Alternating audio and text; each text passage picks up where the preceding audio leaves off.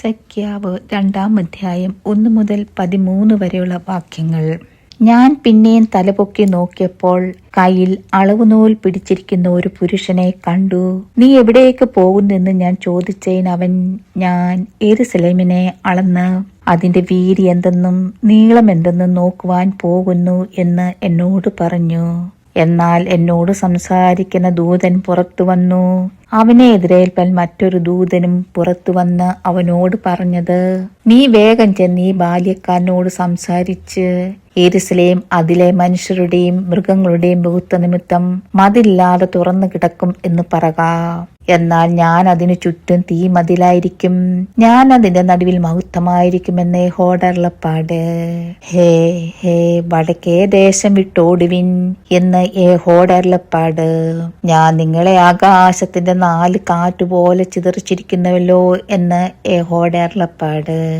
ഹേ Babel പുത്രിയുടെ അടുക്കൽ പാർക്കുന്ന സിയോനെ, ചാടിപ്പോക, സൈന്യങ്ങളുടെ ഇപ്രകാരം അരുളി ചെയ്യുന്നു, നിങ്ങളോട് കവർച്ച ചെയ്ത ജാതി അടുക്കൽ അവൻ എന്നെ മഹത്വത്തിനായി അയച്ചിരിക്കുന്നു. നിങ്ങളെ തൊടുന്നവൻ അവന്റെ കൺമണിയെ തൊടുന്നു. ഞാൻ അവരുടെ നേരെ കൈകുലുക്കും, അവർ തങ്ങളുടെ ദാസന്മാർക്ക് കവർച്ചയായി തീരും. സൈന്യങ്ങളുടെ യഹോവ എന്നെ അയച്ചിരിക്കുന്നു എന്ന് നിങ്ങൾ അറിയുകയും ചെയ്യും.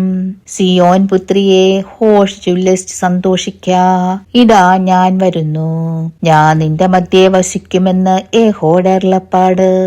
അന്നാളിൽ പല ജാതികളും യഹോവയോട് ചേർന്ന് എനിക്ക് ജനമായി തീരും. ഞാൻ നിന്റെ മധ്യേ വസിക്കും. സൈന്യങ്ങളുടെ യഹോവ എന്നെ നിന്റെ അടുക്കൽ അയച്ചിരിക്കുന്നു എന്ന് നീ അറിയുകയും ചെയ്യും. യഹോവ വിശുദ്ധദേശത്ത് യെഹൂദയെ തന്റെ ഓഹരിയായി കൈവശമാക്കുകയും യെരുശലേമിനെ വീണ്ടും തിരഞ്ഞെടുക്കുകയും ചെയ്യും. സകല ജഡവുമായുള്ളവരെ യഹോവയുടെ മുമ്പിൽ മിണ്ടാതിരിപ്പിൻ, അവൻ തന്റെ വിശുദ്ധ നിവാസത്തിൽ നിന്ന് എഴുന്നള്ളിയിരിക്കുന്നു. ദൈവമേ, സ്തുതി നിനക്ക് യോഗ്യമാവുന്നു.